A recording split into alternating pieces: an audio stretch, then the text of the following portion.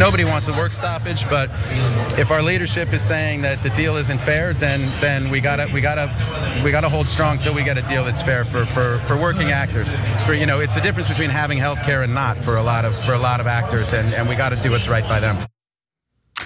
That was Matt Damon at the world premiere of Oppenheimer, and shortly after that comment, he and his fellow cast members actually walked off of their own premiere because a deal has not been reached by the union representing the actors and the studios, and as a result, the strike is on. About 150,000 actors will be on strike beginning midnight, and it's because they have not reached a deal with the AMPTP, which represents the major Hollywood studios. So I want to give you guys some details on what this means. First of all, it has been decades since this type of strike has taken place among the actors. It's been over 40 years since the actors walked off on strike, and it's been over 60 years since the actors and writers were both on strike at the same time. In fact, in 1960, this is just a fun fact, when the actors and writers last went on strike together, the president of SAG, the Screen Actors Guild, was Ronald Reagan. But here is what the president for SAG, Fran Drescher, said of the unsuccessful negotiations. I cannot believe it, quite frankly, how far apart we are on so many things. How they plead poverty, that they're losing money left and right when giving hundreds of millions of dollars to their CEOs. It is disgusting. Shame on them. They stand on the wrong side of history at this very moment. You cannot keep being dwindled and marginalized and disrespected and dishonored. The entire business model has been changed by streaming, digital, AI. This is a moment of history that is a moment of truth. If we don't stand tall right now, we are all going to be in trouble. We are all going to be in jeopardy of being replaced by machines and big business. Who cares more about Wall Street than you and your family? Most of Americans don't have more than $500 in an emergency. And those are some powerful statements. In fact, the entire press conference is up online, and I highly recommend you all watch it because you'll notice a lot of similarities between the workers who have complained in other contexts before and what the representatives over at the Screen Actors Guild are saying about the precarious nature of acting these days and what the job has kind of turned into, how much the job has changed with streaming and with AI, and how, during these contract negotiations, what really stood out to her was how they want to just keep going along as if things haven't changed. They want to negotiate the same way, they want to pretend as if the industry hasn't changed, and that obviously puts the workers, the actors in this case, at a significant disadvantage. So the two sticking points, and we've talked about this before, include wages and also, ensuring that there are safeguards in place to protect jobs as the AI technology continues to advance and continues to kind of infiltrate this industry. Now, the exact details of negotiations and why they broke down are not fully known yet. Meanwhile, the studios insist that they have offered their best provisions given the state of their finances. I'll give you the details on what they claim and show you some of the pay for top executives in just a moment. But before I do, Cenk, I wanted to open it up to you. Yeah, so a couple of small points first. Fran Drescher was criticized for being too soft before in these negotiations, so she kind of had to give a fiery speech, and she did. And she gave a good fiery speech, so I think that probably shores up her standing a little bit with her own members. That's good, smart thinking and optics and marketing. Let's keep it real, but that stuff is important because to some degree they're trying to win over public opinion, which then leads to the Oppenheimer walkout, which was kind of brilliant. Absolutely. Yeah, they moved up the premiere by an hour to make sure that the stars could walk the red carpet. But then they waited for the stars to walk out and then declared the strike because the stars wanted to walk out during the movie and not be there for afterwards when they normally would have been to answer questions in that context, right? And what did that do? It created everyone talking about the Oppenheimer walkout, which is good, smart thinking when you're trying to win over public opinion. Oh, Robert Downey Jr., oh my God, all these famous people, I know those guys. Oh, what are they complaining about? Oh, we showed you the clip from Matt Damon. It turns out not everyone is rich and famous like Matt Damon and Robert Downey Jr. It turns out a lot of them just need healthcare because they're working actors and it's really, really hard. Right. That's how you do it. There is a way to win on these things. Remember, look, the Screen Actors Guild represents more than 150,000 actors. And I think this is a common misconception all across the country. When you hear actor, you think of people like Matt Damon. You think of people who are big names in the industry. But the vast majority of actors and actresses actually happen to be people who work in the restaurant industry just to make ends meet and hope for gigs that they audition for. And they love the craft, but they're not super wealthy off of the acting they do. There are very few actors who actually make it big time and rake in tens of millions of dollars. Now, with that said, I do want to get to the reaction from the studios. So AMPTP said the studios offered the union the highest percentage increase in guild minimums in 35 years and substantial increases in pension and healthcare contribution caps, among other proposals. Now, that's pretty vague and we don't know the specifics, but here's something that really did stand out to me. And it was something that a friend of mine had kind of warned me about prior to this being confirmed, but now it seems to be confirmed. The way they want to use AI in the industry. So let's go to this tweet. The studio's AI proposal to SAG-AFTRA included scanning a background actor's likeness for 1 day's worth of pay and then using their likeness forever in any form without any pay or consent.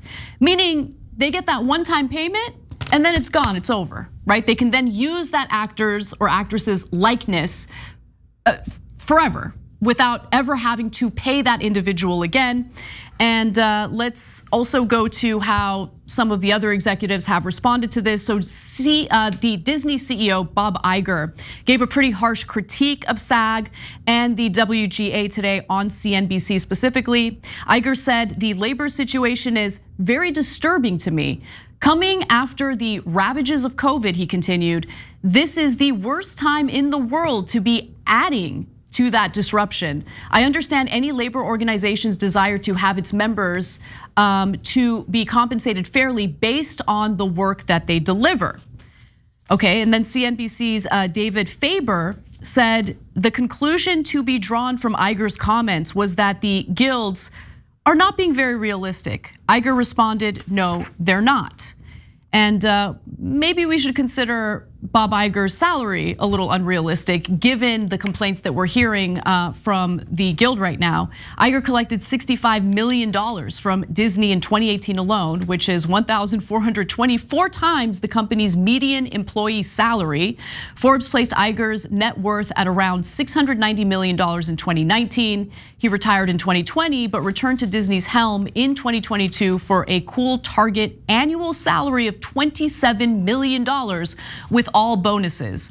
On Wednesday, he signed a contract extension that grants him $4 million more in possible bonuses, bringing the annual target to $31 million.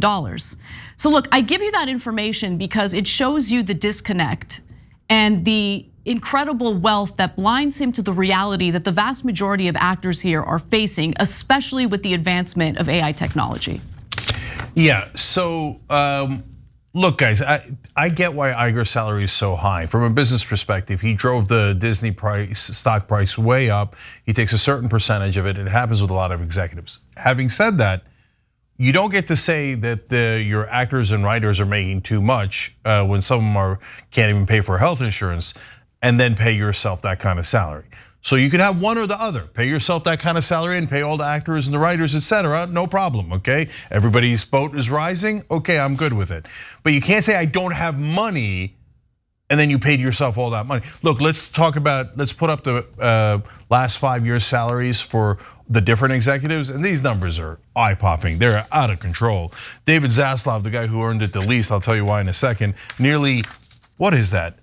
Jesus, million over the last 5 years. Yeah, yep. That is $500 million for a guy who didn't create anything. But guys, what could he do? I mean, what could these executives do? I mean, they're living in poverty. They can't afford to pay more. Yeah. Yeah, well, so let's keep going real quick. Ari Emanuel is a giant agent, but probably top agent in Hollywood. Okay, $347 million. Reed Hastings from Netflix, $209 million. Bob Iger, $195 million. Sarandos from Netflix, $192 million. And Murdoch, of course, owns Fox Corp, $175 million over the last 5 years. Okay, so those are monster numbers. Look, I just gotta say, Murdoch, you might hate him, Iger, Hastings, Sarandos, but they've done some amazing things in their careers. Zaslav's just like a rando middle manager who wound up having good political skills inside a company and getting to the top. He barely created anything at all. So these guys just siphon off all of the money, right? And then go, well, of course there's no money left. That's because I paid myself $500 million.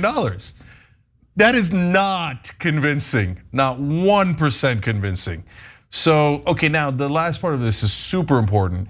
The writers have been on strike for quite a while, and now the actors have joined them. But basically the rumor, it's not even really so much rumor as discussions in Hollywood about strategy, is that people think that the studios are gonna hold out on the writers all the way through October, and they're gonna try to, quote, bleed them out. Oh yeah, I mean, there was an executive who, of course, didn't have the courage to say this with their identity open to the public, but this individual gave an anonymous quote. I wanna read it to you, read it for you right now. So,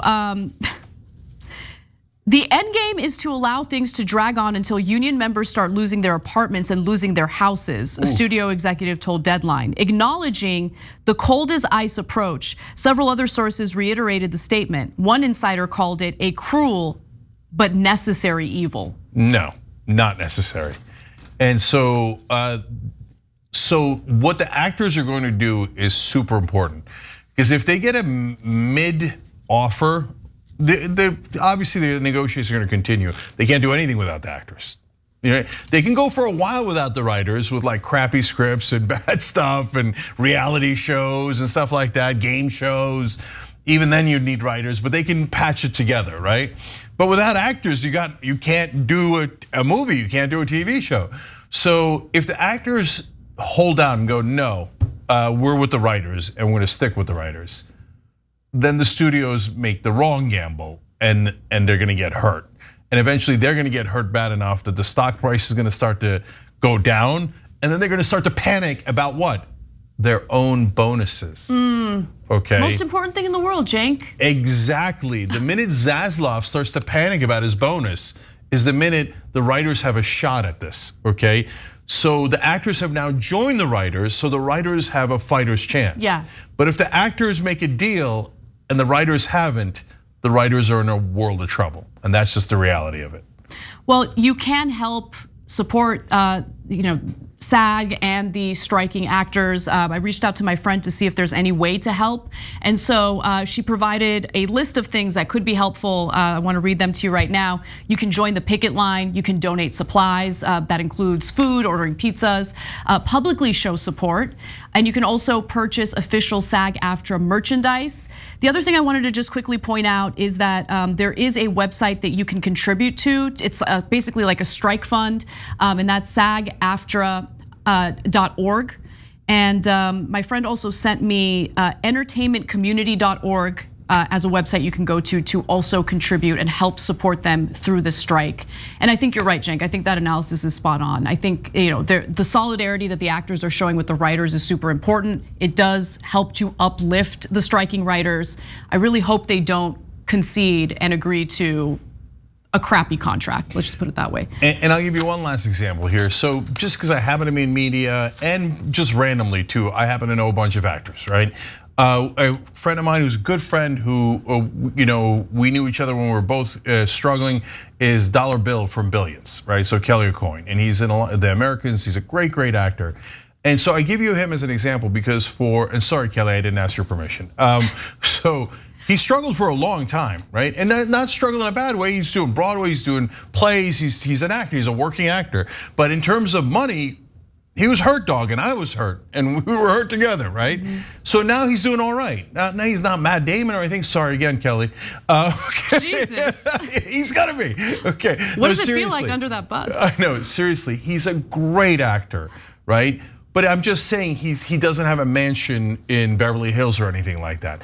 So, but he's okay. He's okay now.